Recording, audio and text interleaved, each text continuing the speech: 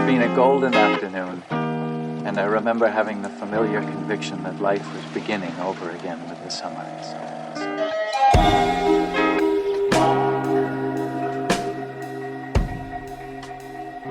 Yeah, so, but what I don't want to have happen is I don't want to build this content ecosystem around photography and it turns photography into work. Yeah. Like I don't want to. That's why I'm like, I don't know if that's the best route to take with the photography. Like, I don't know. I think personally, if I was just like giving you my thoughts on it, I would keep it separate. Yeah. Like talk about everything that goes into it, but never do the work on the, like never make the work the content. Right. And obviously that's one thought about it, but like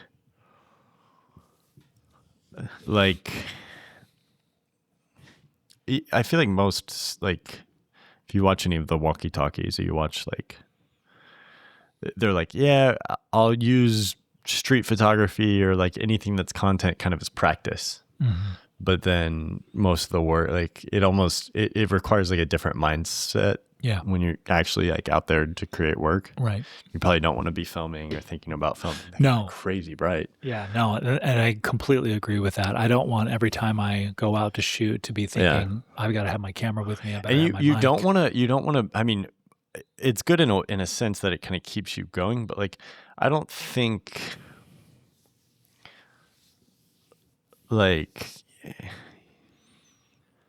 even the channels that you really like, I mean, Granny Day is probably a good example. Like most of his stuff is just about, oh, like here's a unique camera that I came across, or like here's a travel vlog essentially. Yeah. And then it's like a backdrop, like the photography is a part of it. Right.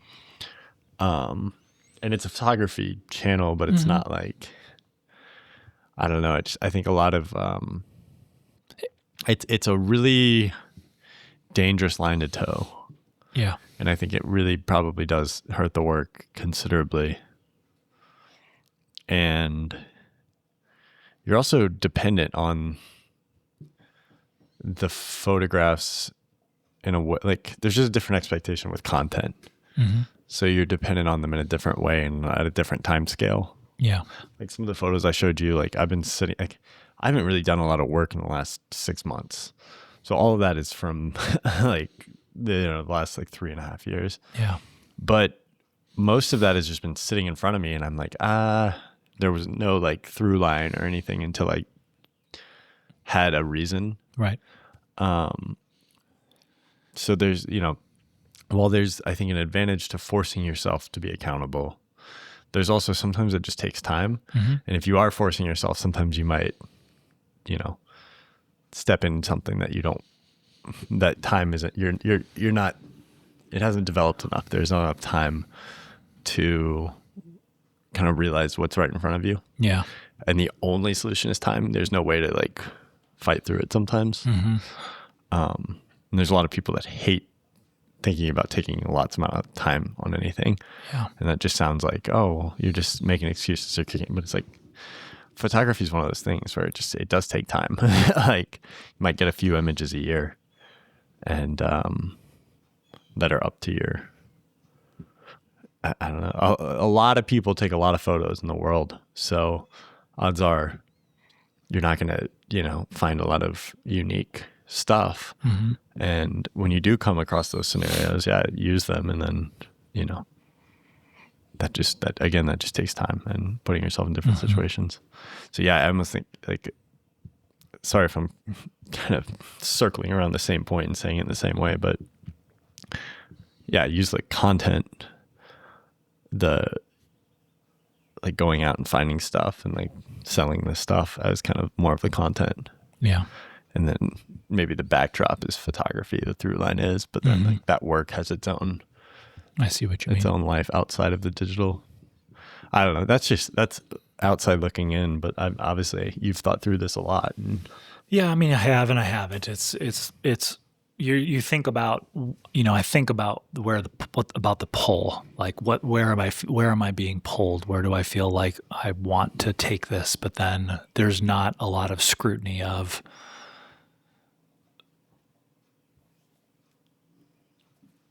like the example I give is at Josh's shop, I would go through different thrift stores, estate sales, and like pull any t-shirt that was pop culture, a band, a movie, a horror movie, whatever.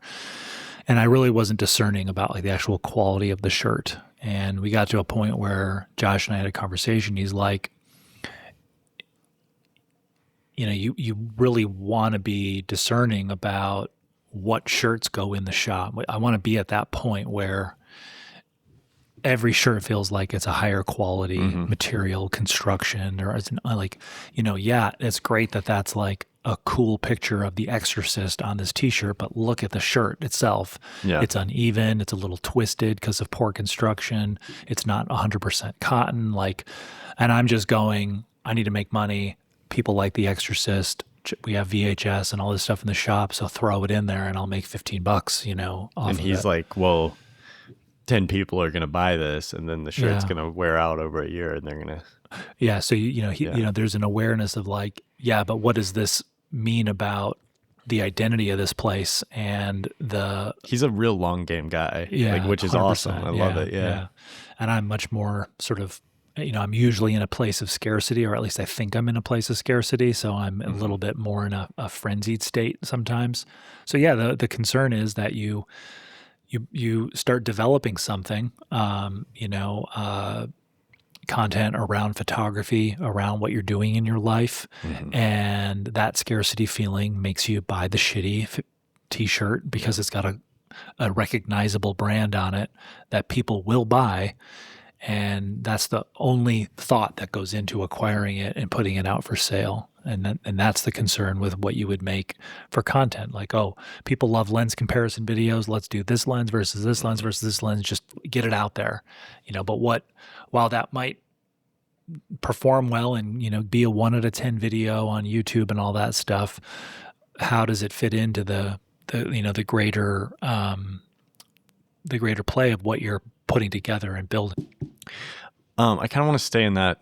I don't know if you do, and I'm super open to going somewhere else, but I don't know. My mind's in like a building things mode right now. Mm-hmm. Yeah, laying stuff out, getting things set, and just kind of like getting into that put your head down mode for the summer. Yeah. And I mean, we talked about it before we went live. Like when you put your head down, it's not that interesting. I'm sure ideas are going to come up, and like there's new things that are going to pop up. We're going to find and explore and talk about. And that's a bit of a reference to like having like a real specific, but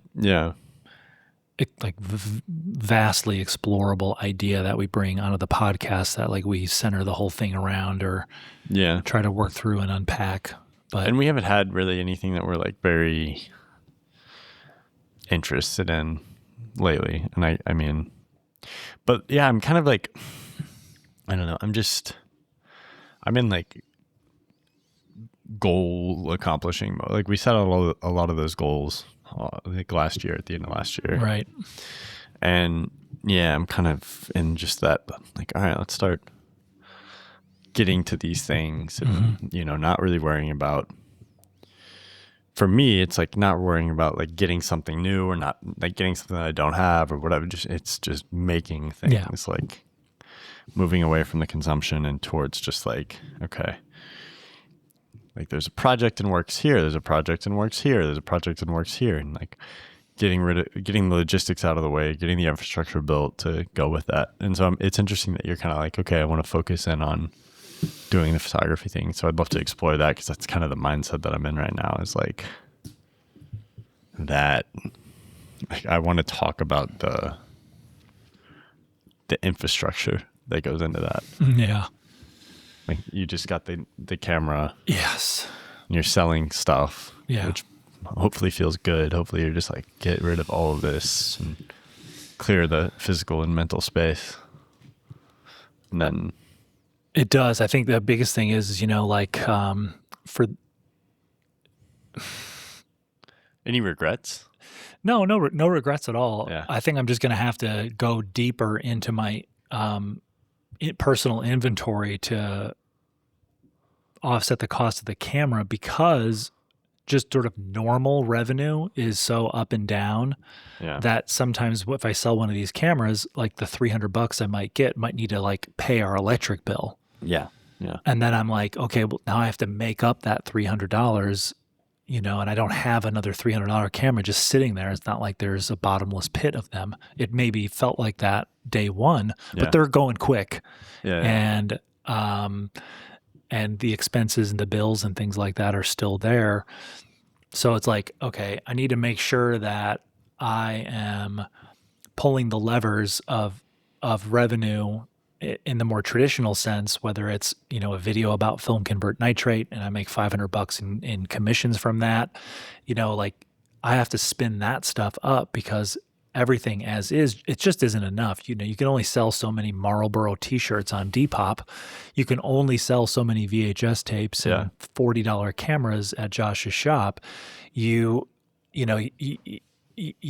have a sort of a ceiling of maybe $1,500 to $2,000 a month. And when your expenses are essentially that, it's a lot of work to generate that revenue to cover everything, and then not only that, pay your own salary, all of those things. So, I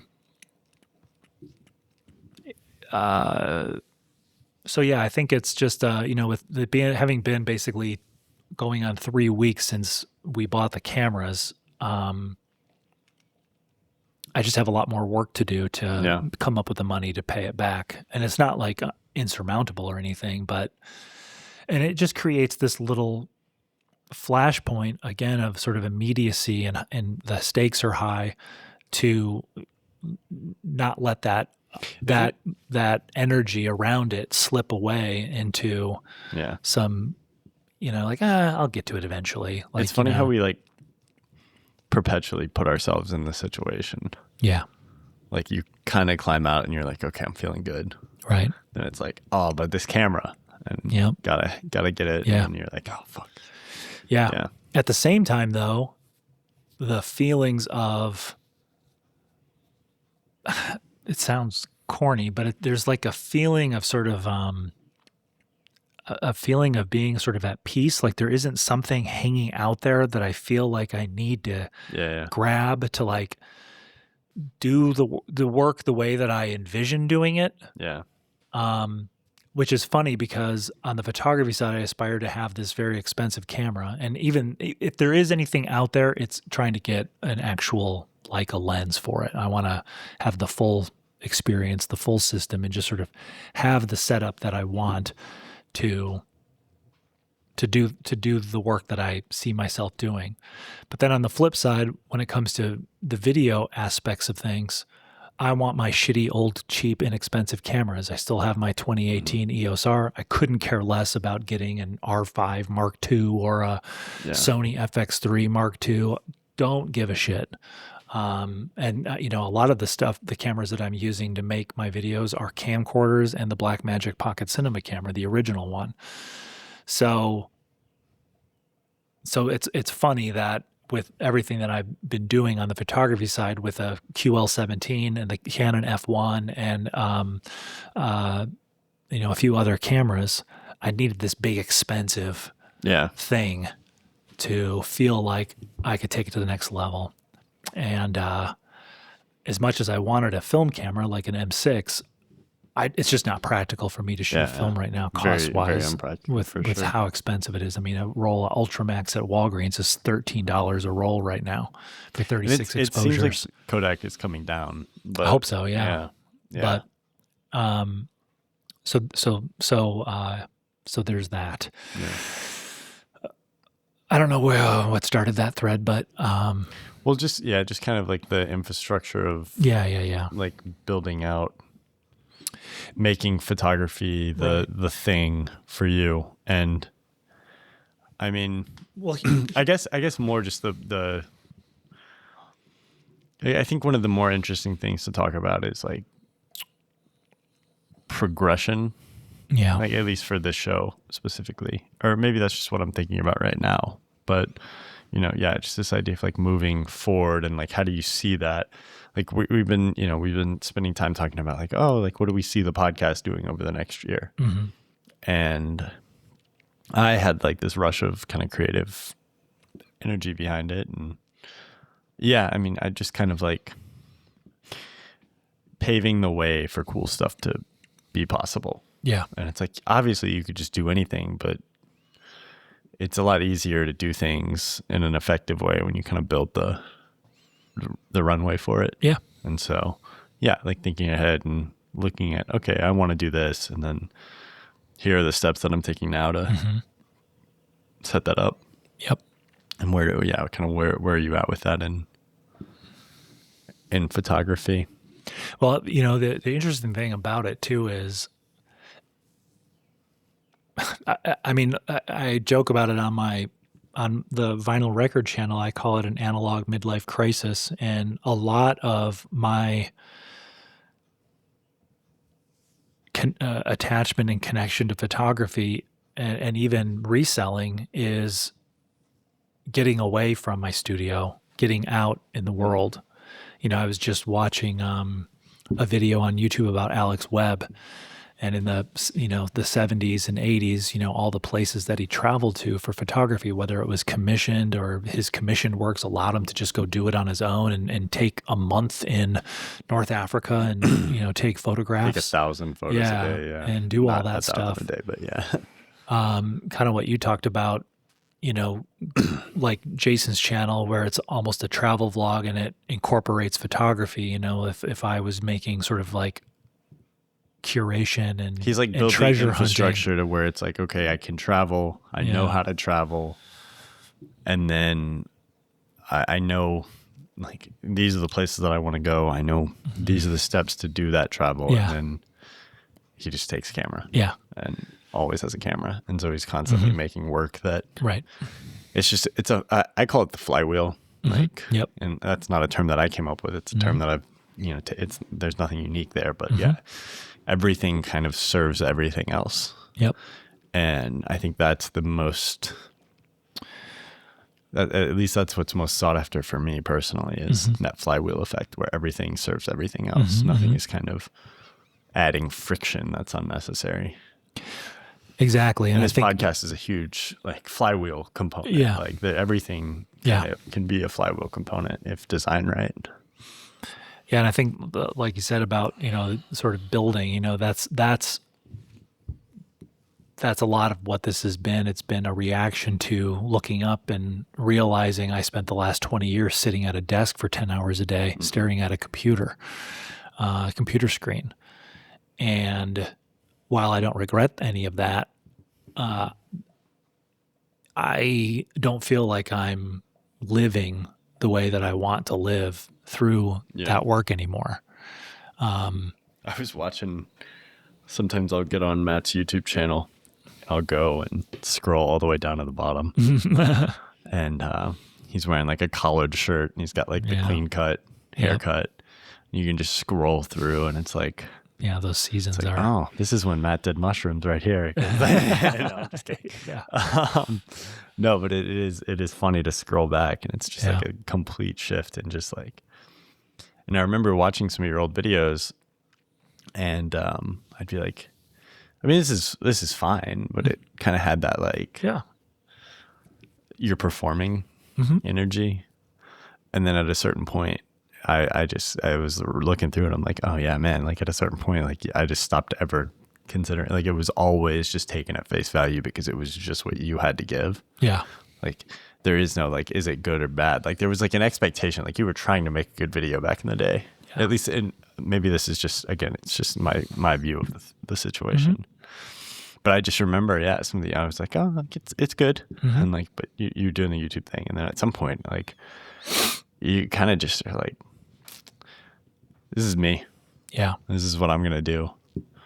And I mean, it's crazy. Like you don't even think about, there's no judgment. Like it's just, there's no taste involved. Like it could, not for me, Sure, but there's no like, is this good or bad?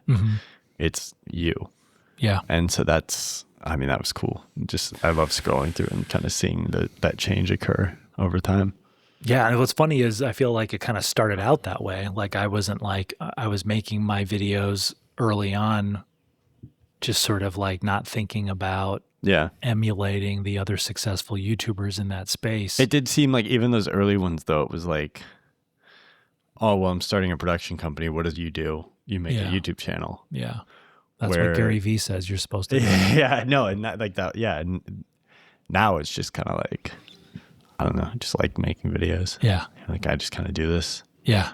It's something I do, and Well, and it's like, it goes back to that Bruce Springsteen thing we played, that need to communicate, Now I think, he wasn't like, I'm sure there were elements of that, looking up to his heroes in music from the past and sort of like taking certain elements of their style or their look, or like, if you're going to be a rock star, you got to do this or do that. But, you don't like listen to his songs and be like, oh yeah, that's when Bruce was trying to sound like this band or this musician, and he was just sort of like appropriating their formula for success into his own, versus having his own voice, which of course is influenced by a lot of things. Yeah. But there's sort of an authenticity that comes out of it, even if you are being influenced, is where I tend to sometimes do more mimicry or imitation. Yeah. Sort of like, okay, I see this is what Peter McKinnon and Maddie Hapoya are doing. Like, I'm going to wear those clothes and kind of have that look and grade my videos this way and have 60 frames per second B-roll and like do their thing, with a little bit of my vibe to it. Yeah. But for the most part, like I need to make this work financially and commercially. This is what they did to have it. So I'm just going to kind of emulate that, versus, having done it long enough and going, well, and that's the photo videos channel. I'm like, I'm watching all these videos and I'm not seeing this thing. Yeah. And this is what I want to watch. Yeah. So I'm going to there's no, like, this needs to have 100,000 subscribers in 6 months. Like, I need to put it through the sausage factory and come up with, the thing that everybody's going to want to have. It was just, when I sit down at night, I want to watch a video that looks and feels like this. Yeah. And just made it. And I think that taught me, like, that's a much more, a better way to do it and how I could feel in making it. And I think that extends to the photography. I mean, there's no doubt, like, I might take a photo of something and somewhere in the back of my mind is, the influence of Eggleston or Stephen Shore, Gary Winogrand, something like that. Even just like going out and taking street photos, you're sort of, in a sense, imitating like where you're going to find these moments. The influences slowly become more obscure, though, and like slowly start to like, usually if you're imitating somebody's work, it's because you have a preference for that work, right? And so you're getting more of yourself into the work over time anyways. And and I think with photography, part of why I gravitate toward it so much is those photographers inspire me, but when I'm out in the world, I just feel like there's not any fabrication happening. I'm not like looking for the Eggleston photo, like, if I take a picture of these clouds, like that's gonna be my Eggleston photo. It's just being out there and having this like, cool. There it is. You know, that's it. That's the thing to take a photograph of. For sure. And again, while having ingested these photographs from all these different photographers, even Jason on Grainy Days, all the way to, Robert Frank, all of that stuff,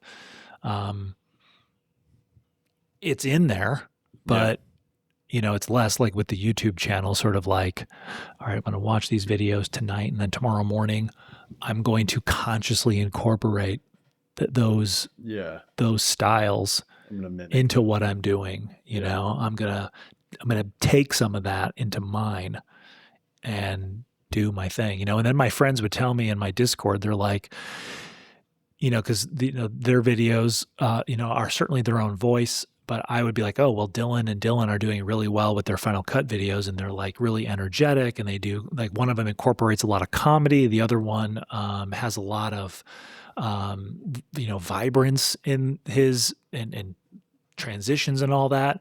And you start thinking, well, they're doing well, so maybe if I do some of those things, I can and be they're vibrant, like, I can be funny. yeah, and then they were like, we actually really like watching your videos because we feel like we have all this time to breathe because we're just like sitting there with you while you teach us this stuff. Well, everybody, I think that's the funny part is And I'm everybody like, oh, wants yeah. something that they can't do. Yeah. That's just part of the painful process of coming to terms with your own art. Mm-hmm.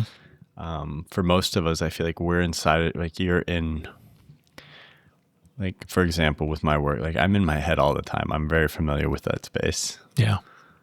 And so it's easy to look out and think everybody else is also just as familiar. Mm-hmm.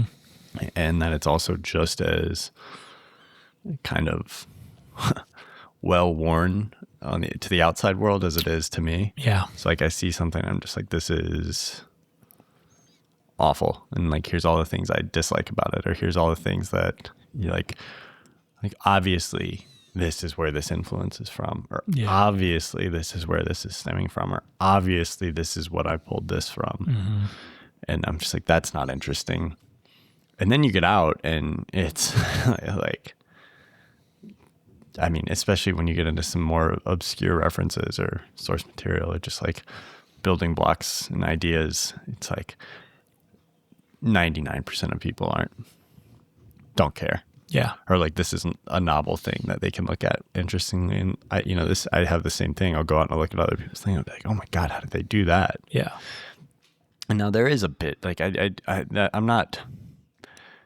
there is like a skill component that some people have where it's just like, wow, like how did they do that? Mm-hmm. That's amazing. But then like from the taste component side, it's like you have to have confidence at a certain point to just kind of trust that you're in there all the time, but when it's out in the world, it is more novel than you probably think it is, Mm-hmm. to at least in your head. Does that make sense? Mm-hmm. Yeah, I think, yeah. I'm trying to think of an example, but I mean, yeah, it's just familiarity kind of, it causes contempt. And I think we take for granted our familiarity with ourselves and then let that sometimes influence how the work goes. Yep. But then it's funny because you were talking about, you kind of have like a different experience with that. You're more the Eggleston where you're just like, no. Like, I'm just taking pictures of stuff that I like to see. And yeah, it made me feel, when I heard that soundbite from that video I watched, it made me go, okay, it's okay that I feel this way. Yeah. For everyone listening and watching, the quote was just sort of like he was just talking about looking at his own work, and he's talking about how much he loves all of his pictures. Yeah. Like he loves his pictures. Yeah. And he also says, I don't really care that much for other people's pictures. Yeah. And I don't know if he meant like they aren't, it's not good work. He just isn't enamored with it like he is his own stuff. And I've always felt like something's wrong with me that I like so many of my photographs. And that doesn't mean that in the objective, the objective assessment by the photography world as a whole, if they all feel like, yeah, it's fine. I mean, okay, great, or they think it's bad. Like, I don't care about any of that because I was working on a video today where I had to go back through the archives and pull some of the earlier stuff I was doing with my EOS R when, early in you kind of showing me these street photography books and all this stuff. And I'm like, I like these photos. Like, I think this is I love this picture of these girls sitting on the edge of the parking garage. Mm-hmm. Like, that is one of my favorite photos I've ever taken. And I'm like, I don't feel bad about that. Mm-hmm. It could be just sort of like, and I'm not saying Eggleston suffers from this, but sometimes for me, I just think it's sort of like, is there just sort of this, it's not ignorance or stupidity. It's just sort of like love, like it's that's not, oh, bless your heart, Yeah. it's like, you just don't know any better, Yeah. like I'm too dumb to, I don't think so. and I don't mean like not intelligent. I just mean like there's something missing that makes me really scrutinize what I make when I feel like it came from this convergence of things my whole life, in the moment, seeing something, knowing I put the camera up and snapped the photograph. It turned out how I liked. It's exposed properly. The technical things are there. This is a photograph I feel like if I saw just like on the wall somewhere, I'd be like, oh, that's interesting. Yeah. Like I don't know if there's just sort of like a happy cluelessness that I have, that I just don't have all these obstacles that what I think about my own work has to go through and get past to decide whether or not I like it or not. Yeah. And that doesn't mean that every single photograph I've ever taken I think is awesome and I love it. I mean, there are certainly photographs that when I took it, I'm like, that's going to be a good one. And then I don't like it. Yeah. And then others where I am, I'm like, that's going to be a good one. And I'm like, yep, I love that photo. Yeah, I think it's like I'll tend to fixate on stuff that I really admire. Yeah. And then I just look at my stuff and I'm like, it's so far away from that. And not like in just a number of ways. And that's what gets me, is I'm just like, oh, well, like this is fine, but yeah. And like there's photos like I for about the last decade, like I can look back at most of the work that like I've liked at one point, and I'm like, this is still interesting. Yeah. Like I see what I was doing here. Like I'm not like embarrassed about work anymore. Like yeah. I'm past that stage.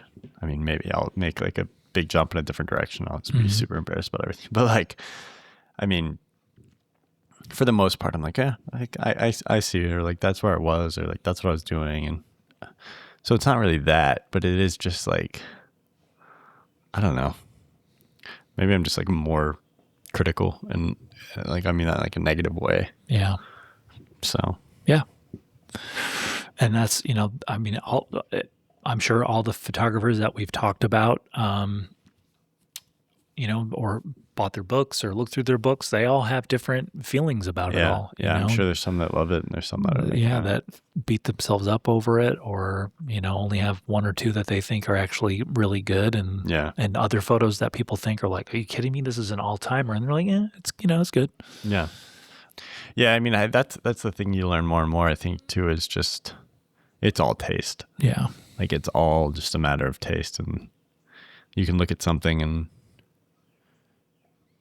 depending on the time in your life, or the time of day, or the mindset, or what you've been looking at, or, like you said, any number of factors that build up to that moment can influence you to be like, yeah, or no. Mm-hmm. And, when I approach photograph, I'm looking at it with certain things, and, I'm like, yeah, or no.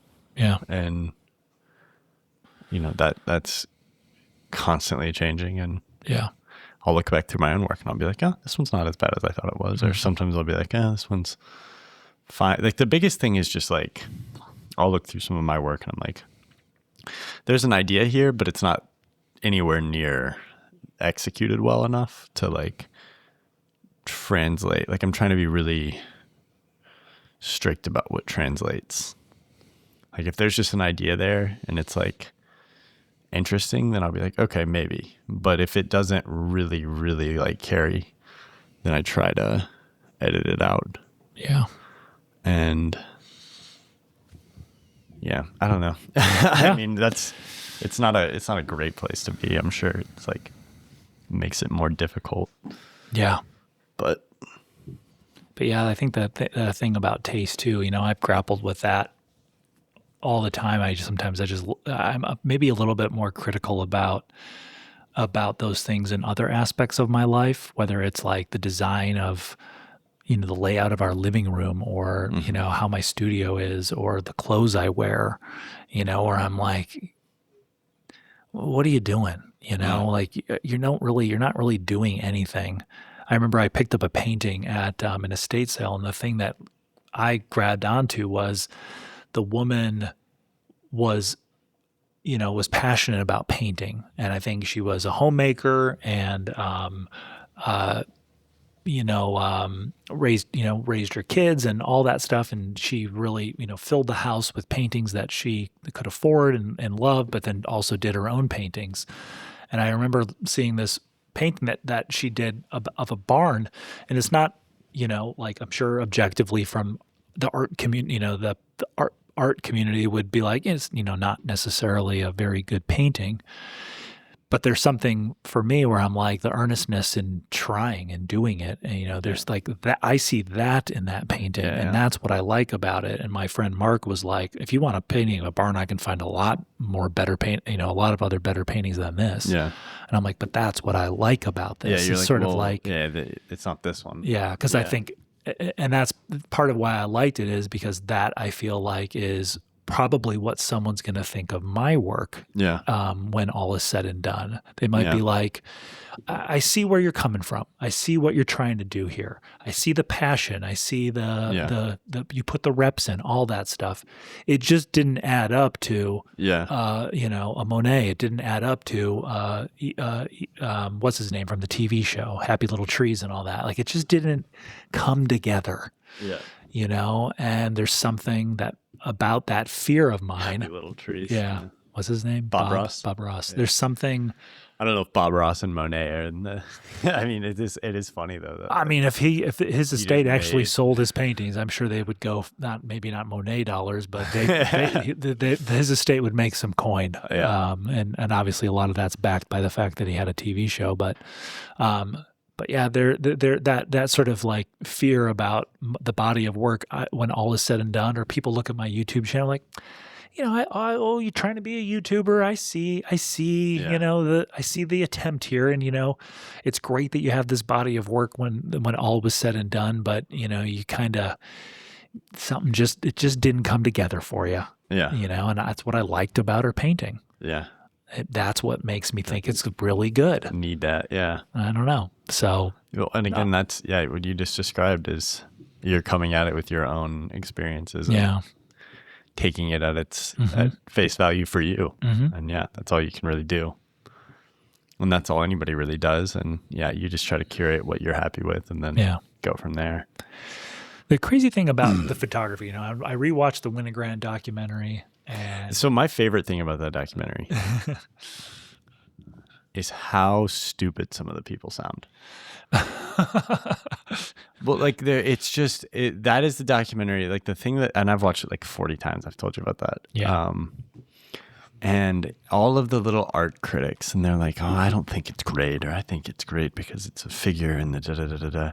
And it just becomes immediately clear, like, oh my God, you guys are all idiots. Yeah. No offense. Like, and obviously there's some, brilliant people in there, and there's like some great photographers, but it's just like, you guys sound so silly right now, especially on like the 10th watch, when you kind of like get past the presentation and you're just like listening at face value for the words, and you're just like, you don't know what you're talking about, but like in a nobody knows what they're talking about kind of way. And that's what it taught me more of, is Gary was always just doing Gary. Yeah. And everybody else was always trying to read the world into his work and do this. And they came with all these preconceptions and these ideas and these intellectual kind of arguments as to why this is good or not good. And I'm just like, you guys are so full of shit. And I think the documentary, I don't know if it's doing this on purpose or if it is just a byproduct. Yeah. But it does a really good job of juxtaposing Gary and just this community that is just toxic. And that's what photography is. That's the photography community. That's always been the photography community. When I get on here and I'm like pissed about like, we're talking to you about like people at galleries, acting like asses or whatever. And just, that's that community. Yeah. And that documentary just, I'm like, you guys are just making this shit up. Or, presenting your idea of what a really smart person who knows their stuff about art would sound like if they were being filmed for a documentary. Yeah. It's so, I mean, like, it's almost like comedy for me now. Like, I'll watch it and I'll just be like, oh, yeah, Yeah. I fucking love this guy. I Like, know. like, yeah, Yeah. give me the line again. Yeah. Like, and you just like, you're like, oh, yeah, he's used that one 23 other times in conversation. Like, Yeah. you kind of have, like, it's kind of what I love about, like, this bohemian, you know, not pseudo intellect, like it is intellectual, but it is like a college, like, intellectual kind of crowd. And I grew up around some of that. Like, I had like a lot of diverse influences kind of growing up, and that was definitely like one of those. Like, yeah, you get a bunch of people in a room and everybody kind of has their soundbite, right? Yeah. Everybody kind of has their, like, oh, we're talking about this. Well, this is my go-to for that. And then I've got a story, and I've got a little soundbite, and I've got a little critique of, like, what do you think of this? And there's no thought that really goes into it, but you've got your bases covered. Mm-hmm. And it's like, oh, here's a little quippy thing that I can present really quick, and then I'll go grab another glass of Pinot. Yep. I was actually thinking about that of myself in editing my video for this week about getting the M11. There was a line that I said in there. I don't know what's wrong with my memory today, but I cannot remember anything. It's the bread, dude. Names, something. I can't remember what it was, and I was like, "Yeah, you said that line a couple times." Like, you start to kind of, develop. It's one of my favorite things in film dialogue. Like, a lot of the old screwballs play with that, where they'll just like have the, like, they'll just repeat it a few times. Like the Coens are a good, like, a lot of their dialogue, they just like repeat the same lines, where you're like, oh yeah, this is their bit, their like, this is thing. Whether they're aware of it or not. I mean, the Coens are making fun of it, like, definitely, and like, yeah, you'll just have a character, and, you know, they've kind of got their little thing. They're like, oh, this is what I say in this situation. Right. I don't know. What? So before we get away from it, I want to go back. If you watched the documentary, how did it strike you? Like, is that, you've seen it before? Gary? Yeah.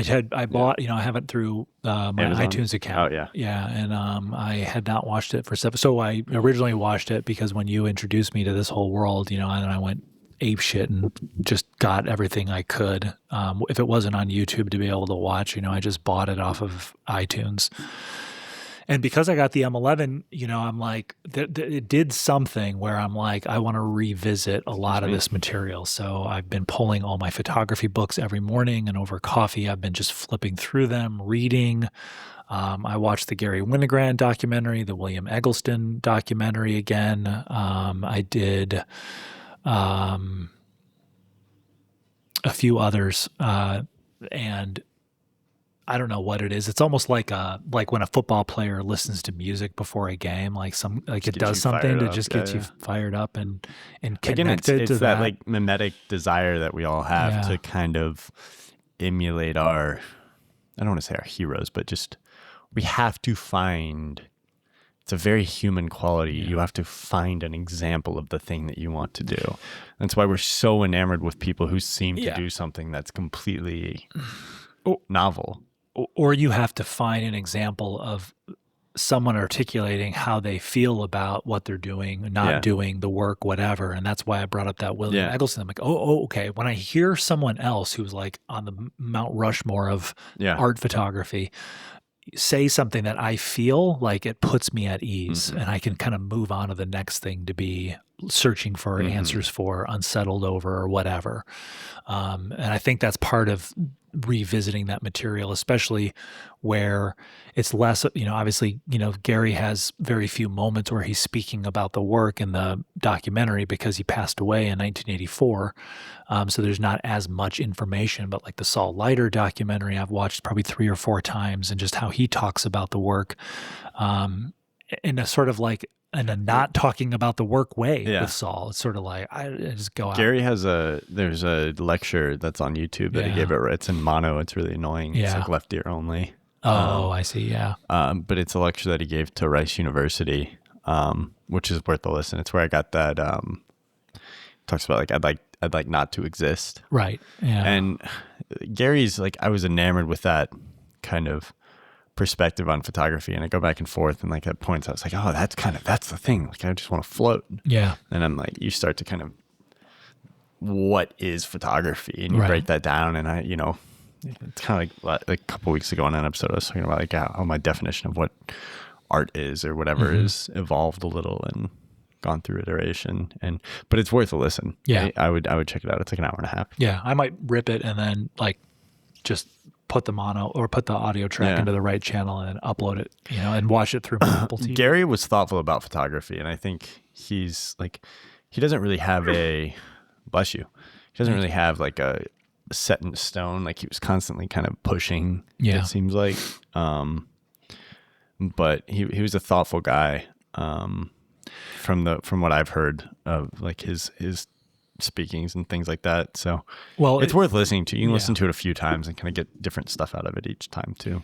One of the big things that I honed in on this time watching it was, just trying to listen to everything that was said about how many rolls of film he had that were undeveloped. You're talking thousands of rolls of film, and you multiply that by 24, 36 exposures. And it's significant. It's I think it's funny that like this work's not good, and it's like, well, when you're not editing your work, as in like going in and making like selections of like the one or two shot, like people just have this expectation, like, oh, they're a great photographer, so everything that they take is. And Gary talks about, or there's just this idea of like working so far close to the edge. Where you're like, I don't know if this is going to fail or if it's going to succeed. Mm-hmm. And a lot of those are going to fail. And, sometimes you get in this weird hypnotic state where maybe you just rip for a little bit and you're like, I don't like, it's not skill. Yeah. It's luck more than anything. Like, sure, you set yourself up to be in the right position with the right equipment and whatever, but it's like writing. Yeah. Suddenly you're like, go through a period. Dylan's, talking about his work in the 60s. He's like, I don't know who wrote that. Mm-hmm. It's like, that shit just kind of hit me in the face. And that's what I think. Like, I just happened to be there at the typewriter. Yeah, I think that goes back to this idea of channeling, I think Gary, from what I could see in the film, just was, when he was out working, he was, channeling something from another dimension, and that feeling, I think. And you could see it, they talked about his work, the Animals Project with photos he took at the zoo, which was a project that he didn't like just choose out of nowhere. It was, he had to watch his kids and take them somewhere to do something, and he turned it into work. And then at the end of the documentary, they're talking about how he kind of lost the step. And his photography suffered. He had some physical limitations, so he was taking some of his photos from, a vehicle. But then before that happened, and he was an older father after I think in his third marriage I can't remember if he had kids in his second marriage or third marriage, whatever. He's doing photography while his kids are with him. He's walking the streets and he's got his kid on his shoulders. He's, sort of tending to these kids, and you can't position yourself where you need to be positioned to compose the shot like he did when he was younger. And I think with all those undeveloped roles, he was so connected to, I'm sure, the drug of street photography, the dopamine, the, sort of the more, oh yeah, no, it's like, that part, but then also just like in this state of channeling, like just being out in the world and just waiting for something to develop. And then to put yourself in a position to get the photo. Well, like you almost derive more from the act of doing the thing. Yeah. And this is different for everybody, but like when I was cleaning up negatives this week, I got to a point where I was just like, I could probably honestly throw, like there's like 10 years of negatives in there. Yeah. And I was like, I could probably just throw all these in the trash and just like start over. Mm-hmm. Like the idea of just drawing a line in the sand and starting from scratch was more attractive than sorting the negatives and like organizing them. Yeah. I was like, there's nothing in here that I'd really hate to lose. And I'm sure there is. I'm sure there's a couple in there that would be like, you're an idiot. Mm-hmm. Like, thankfully I have that like foresight to be like, okay, don't do that. But yeah, I mean, it's just like, I'm way more excited. Like even right now, like we're podcasting, we're talking about this. I'm like, I kind of want to wrap this up and like go just walk around a little bit and shoot. Same. Definitely. Like that, it's more exciting to be, and I hate shooting downtown. Like I know. hate it. Every week I'm like, I hate this. I don't And part of me is like, hate okay, everything here. and I am like, some of it feels old too, but I want to continue to shoot in places that are hyper familiar to me, Yeah. that I maybe even feel negatively about, and remain open Yeah. and see if the universe reveals something that I can try to capture. Yeah. So yeah, I feel the same way. So, to wrap up the Gary thing, I just felt like with all these undeveloped roles, he was so fixated on being in the world and capturing these moments and the therapy of it, the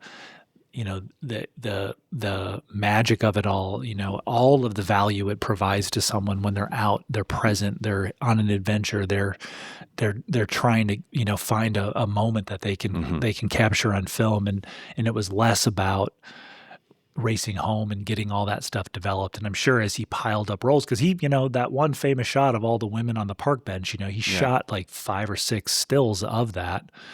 And that one was one of those stills. I think so. He's got a lot of stuff in on those rolls of film that he most likely knows he's not going to use.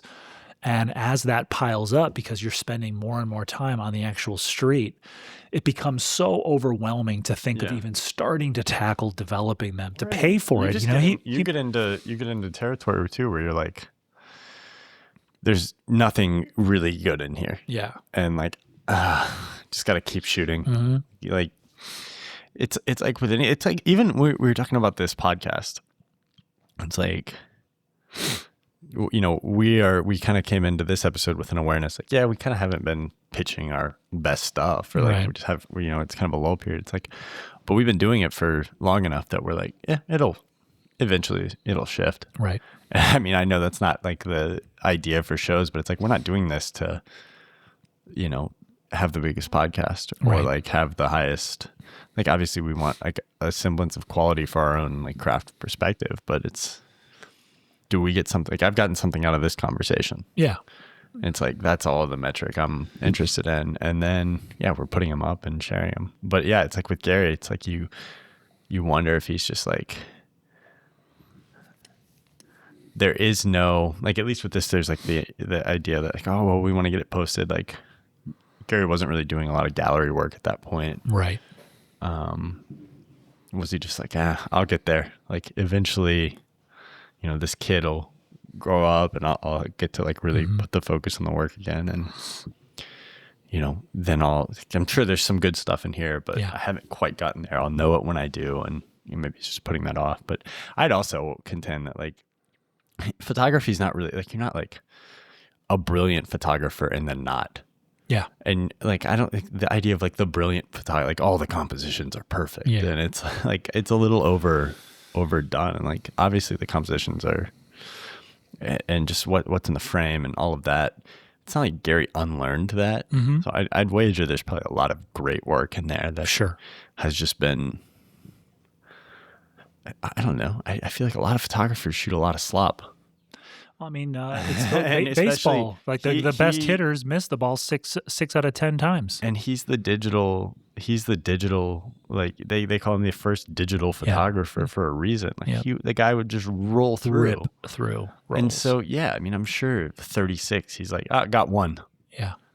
And that's probably a hit rate where he's happy with. I think they talk about how many rolls he shot in a year. It was like something like 600. And Dottie and I did the math. I was like, that's like $18,000 a year in today's dollars just to shoot and develop film. Yeah. Yeah. I mean, and he's developing himself. He's probably bulk loading. Sure. Film is cheap as can be. Back then, you could go to Walgreens, get it developed. Yeah. High quality prints for nothing. Yeah. I mean, definitely a different time. He wouldn't do color. Because it was like he did a little bit, but he has great color work, but I think amazing color work. All those obstacles, and there's his color book is amazing. Prints. Yeah, and I found a copy of it in a bookstore in, I think Solana, California. Oh, really? And it was $300. I was like, I think I want to buy this, but I don't think I can. Yeah, Did you? And no, I didn't. I was like, I know. Can I borrow it? Yeah. I'm gonna Dude, take it. I wanted it so bad. There were 3 or 4 Winogrand 300. books I hadn't seen. I don't have all any of them Gary were over. books. All of them were over 200. Yeah. They're expensive. I almost bought a copy of Public Relations for my birthday, but it sold before I could snag it. How much was that one? It was 30. Oh, Which is why it was the only one I've seen. Someone maybe didn't know what it was.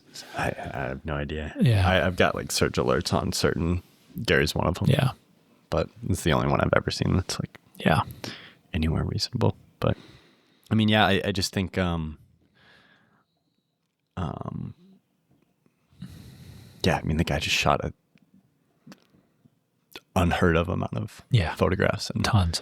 You're gonna miss a lot. Yeah, I mean the analogy's overused, but it's like the best baseball players. I mean, it's like if you hit 300, you're a Hall of Famer. Hall of Fame. If you miss 70% of the time, you're a Hall of Famer. Yeah. And photography is a lot like that. You just have to keep kind of stepping up and doing it. Question. Yes. You've been following like YouTube photography for a while. Yeah. Do you feel like it's like, I don't know, what's your read? How has it evolved for you? Like your perception of the community or that community or whatever, over the last like 10 years? I don't know that it's evolved a ton. God, everybody's calling me today. I don't know that it's evolved a ton. Like, has your perception of it changed, or like, so what I think, it's just funny. Like we've seen so many, I wouldn't call them eras, but yeah, you have like elder statesmen who are like 28 years old. Yeah. Now it's like, they've been OGs. Yeah, they're OGs. And it's like, 28. But it's had enough time to cycle. Like you kind of know who is serious. A lot of people just checked out and just like, I'm not going to do this anymore. Like, what was the guy's name? My buddy Casey, this is his favorite. He's probably listening to this episode too. Shout out to Casey. Negative feedback. Do you remember that guy? He's like, I think he was British and he had a shaved head. Yeah, I never watched kind that of thin. Though. He was legit. Like he was really good, and he just stopped making. I don't know if he might be dead for all I know. I hope not. I hope he's still making work because he was very, very talented. But yeah, I mean, overall, I am such a where I really just try to see the positive in what everybody's doing, whether their content is more gear centric, whether it's even if like their personality, like I was watching a video by this one guy that had, a cap on, and he was really muscular and kind of some, kind of cool tattoos, and he was shooting like this commercial work for a big brand out in Africa.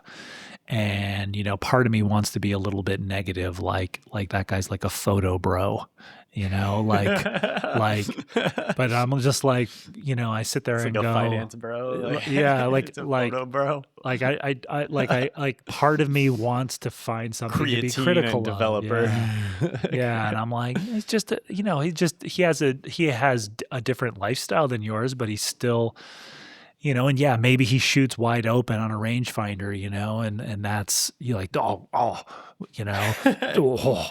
would, like, I'm just like, he's a nice guy. He's making great points. Like I could sit there and go negative because his videos about the gear that he's going to take on this work trip he's going on, and he's got 6 Leica bodies out. And I'm just like, put the part of you that doesn't have 6 Leica bodies, or the 3 that I have, which is 2 Panelux and obviously an M11.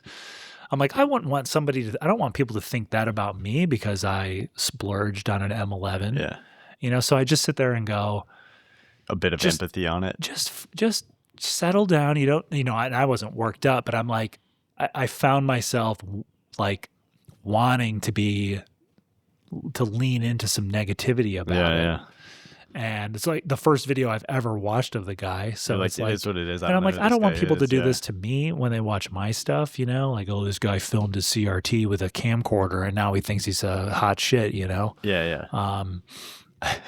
Yeah, you know what I mean? You're shooting on a 60 megapixel M11, but then this video is made with a 4-bit 1996 Canon camcorder. Like, way to go, dude. You're super artsy. Yeah. Like I just sort of like watch their stuff, and everything from Jason at Grandy Days to Kyle McDougall to even Tatiana doing sort of the overviews of different photographers and their style and breaking down their imagery, and I just find some aspect of value in all of it. Sometimes it's just it's nice to watch Kyle's Sony shots of him out in the landscape and shooting medium format, with landscape stuff, and maybe it's not my personal preference or something I gravitate toward, so I just have an overly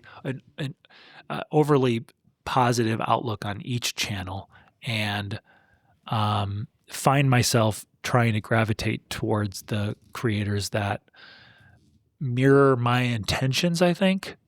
And if I feel like someone is a little too commercial for me or a little too gear centric, or sort of like brand partnerships, like there's a little heavy on that stuff. There's no judgment. There's no dismissal of them as a human being.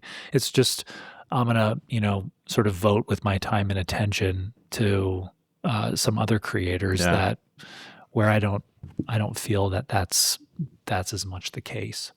But I also get it. I'm like, look, it's fun to get a Hasselblad that you get to borrow or they give you for free. It's nice to go out and take photos. Maybe I don't want to make content where people know I'm getting free Hasselblads, but I certainly would love to shoot with one. Like I would love to try it. If the opportunity presented itself. Then, yeah. So I don't know. I don't know. I think it's interesting just watching it kind of evolve and devolve and change form over time. Yeah. And I just, there's so many different pressures at play. People's need to make money, the chasing the pack and wanting to keep up with acquiring this gear or that gear. And that's an element of the M11 with me. I have several acquaintances and even a few friends, you included. And I'm not saying that like you having the M9 and the M4, there is a little bit of a feeling of kind of being left out. Yeah. It's really, and it does factor in. It's that you are the people you spend the most time with, and you start to emulate them. And and I 100% do. I mean, I think it's subconscious even. I think there's subconscious things that you just, when you're around somebody a lot, like obviously like we spend time with each other because there's like a mutual appeal and a mutual respect and a mutual like there's characteristics that we appreciate about each other. Absolutely, yeah. And like, it's the same thing with our significant others, with other, other friends in our lives. It's like you look at people and you're like, I really like this that they do. Yeah. And I want to emulate that. Right. I want in on it. Yeah. Like, oh, this is cool. Mm-hmm. This is interesting. I think that's just part of, and that's a good thing. I know it's not a bad thing at all. That's a good thing that like exposes you to new ideas and new things. And I think, we're all guilty of it. I think when it's guilty's that's a bad framing, but we're all susceptible. I think that there's an emotional landscape that is healthier that makes you get something like you writing apps with Claude. I'm like, I kind of want to figure out how to do that. That inspires me to want to see like how I could train my brain to think this thing that isn't working on my computer or this tool that I wish I could have. How can I climb inside that world and get the value out of it that you're getting? And it's similar with the Leica. It's not, well, Alex and Brandon and Cam and all these guys have Leicas, and when I see them or Alex is out shooting, I feel inadequate because I'm on a Digicam or I'm on my my GR Digital 2. Like I want to be, at their level or have the tools that they have access to. My ancient like Yeah. And I think if it was like, if the decision to acquire something was from a less healthy place of envy or jealousy and, or one-upping, like I want to, okay, oh, you got an M9? Well, I just got an M11, buddy. Yeah. Like this stuff gets into there. I don't like that, Yeah. and I know that does happen to somebody. I don't fault them for it, but I at least feel like with me getting one, it was sort of all these things coming together. And like I said, there is an element of it that is wanting to share the experience of using those tools with other people, especially when I'm with them. Yeah. My buddy Brandon in Salt Lake, when we go to NAB in Las Vegas, like I'm excited that we're both going to be using these camera systems to have fun together. Yeah. Now, I've been on plenty of photo walks with him with a shitty old digital Leica or, other cameras that I'm using. And there is a sense of pride in being like, well, I'm going to see what I can get as far as a photo goes with this old Canon Digicam. Like, is it going to look like your photos? No, but you could argue that it might be just as good, if not some of them better, just in a different way. There's something else about them, the vibe of the photo, the look of it, the grain, the this or that, whatever, there's, so yeah, I don't deny that there are less desirable forces at play in these things. And the acquisition. And goes back to the YouTube channel. Like, I want to have a successful YouTube channel. How do I steal the techniques that these people are using to sort of fast track myself to this idea that I have of what it means to be successful? Because I want my wife to be happy with where I am. I want my in-laws to think that I'm doing a good job. I want to make money and have people be like happy for me, or how are you doing all this, or whatever. So yeah, all that plays in. We're about get the hell out of here and go take some pictures. Hour. Yeah, I'm itching to kind of get out and about 3:00. So let's do it. All right, let's go. It had been a golden afternoon, and I remember having the familiar conviction that life was beginning over again with the sunrise.